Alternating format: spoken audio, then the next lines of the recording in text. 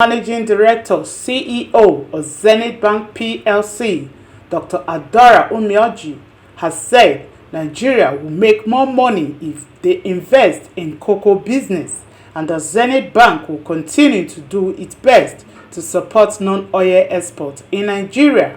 Adara made the statement at the 9th edition of 2024 Zenith Bank International Trade Seminar, which was held at Civic Center in Victoria Island, Lagos, with the theme Nigeria Non-Oil Export Industry Awakening the Giants.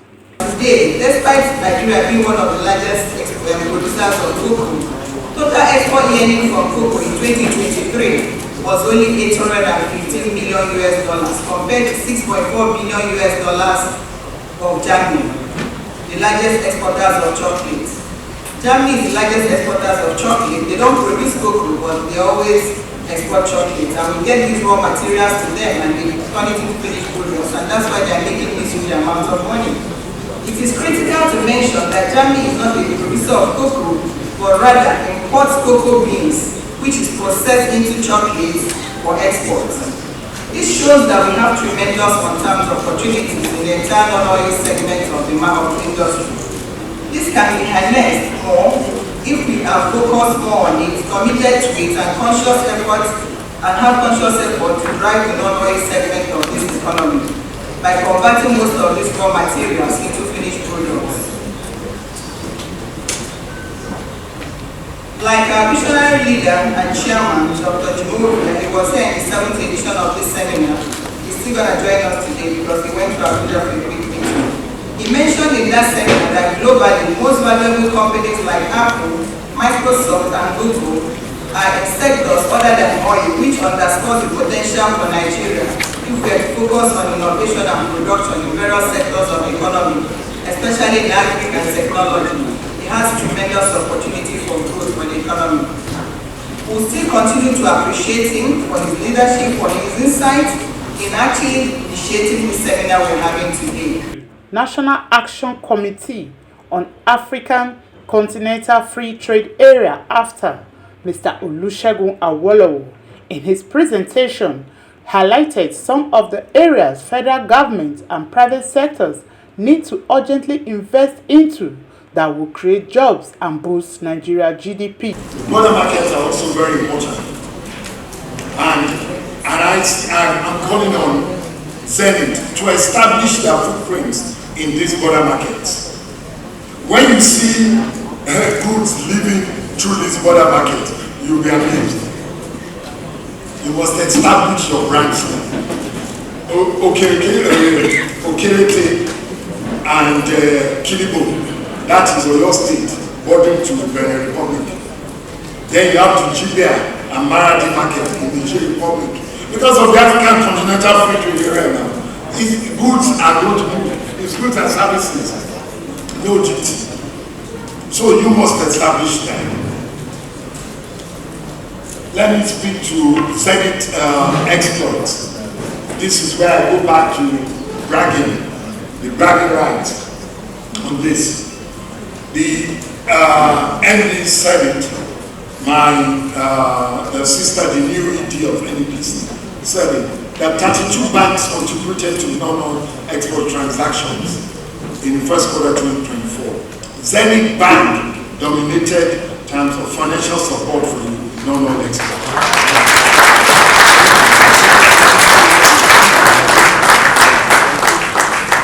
The bank handled 43.9% of total NX fees.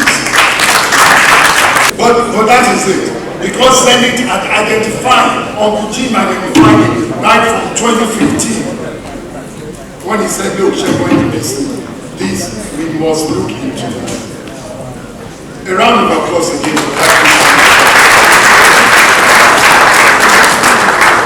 Again, looking forward, Zenith is collaborating now with the African Continental Free Trade Area Agreement on an innovative trade portal. And ZenPay is a wholly owned subsidiary of Zenith Bank, has signed an agreement with the AFTA for the deployment of this smart portal to facilitate trade within the African continent. That is the future. Executive Secretary of Nigerian Shippers Council, Barrister Pius Akuta, who was ably represented by the Deputy Director of Trade Services, Mrs. Adora Uwonu, stressed the need for collaboration among sister agencies.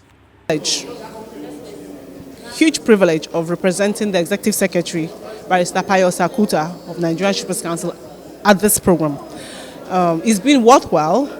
It's been also a learning experience, but most importantly, it's also brought to the fore the issue of collaboration, the fact that agencies need to collaborate to work through issues in the non-oil export sector. Secondly, a lot of light too has been thrown at the immense opportunities in the non-oil export.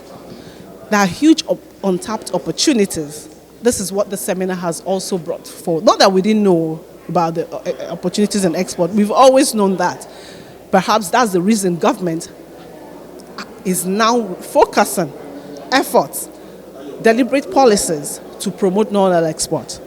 So once again, the seminar, having brought this to fore, also is a call to duty. It's also a call to duty for all of us, regulators, exporters, individuals. It's all of us. We need to surmount those challenges. We need to break down those barriers.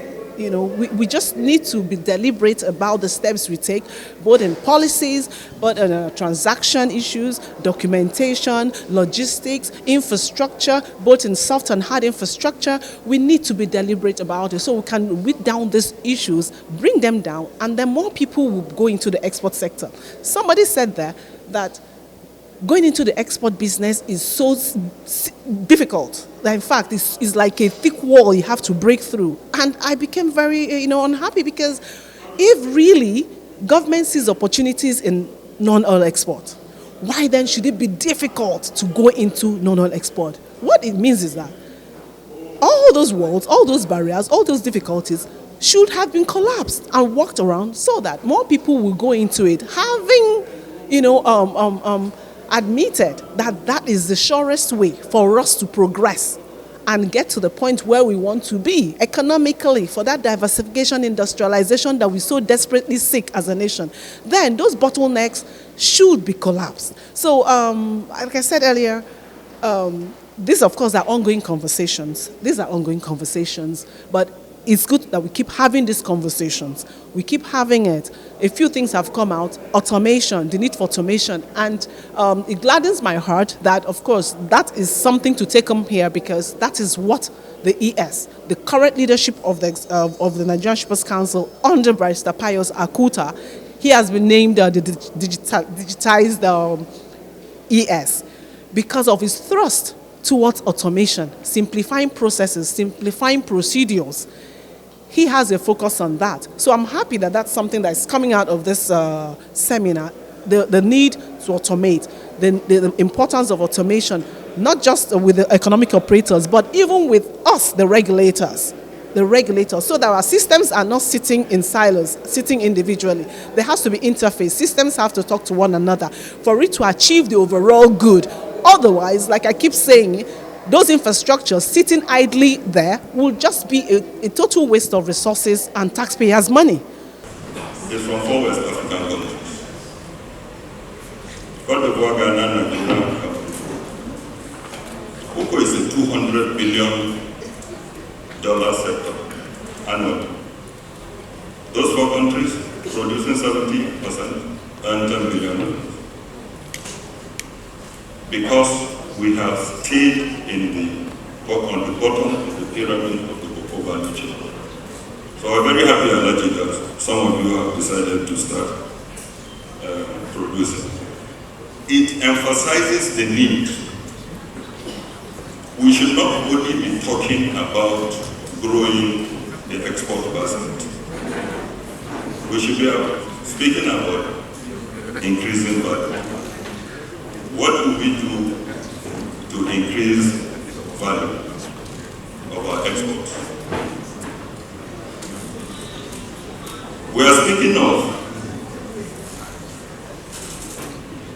And sorry to say, Sharon, for us to be able to meet the values you have ascribed to each of the commodities you have put on the board, we have to value them.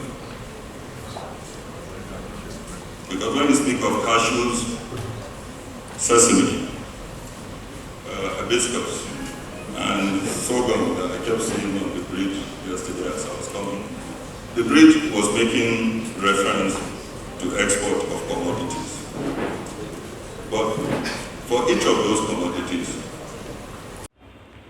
the Comptroller General of Nigeria Customs Service (NCS), Bashir Adewale Adeniyi, who was represented by the Comptroller of Tinkan Island Port, Comptroller Derat Nnamdi, while commending Zenith Bank for the initiative, said that some benefits are given to exporters. I am Derat Nnamdi, Comptroller of Customs, representing the Comptroller General of Customs, Bashir Adewale Adeniyi, MFR, at the Zenith Bank International Export Seminar on non-oil exports. Basically, this has been ongoing, and it's in line with the expectations and the mandate of Nigerian Customs Service to support the Nigerian export value chain through diversification of our economy.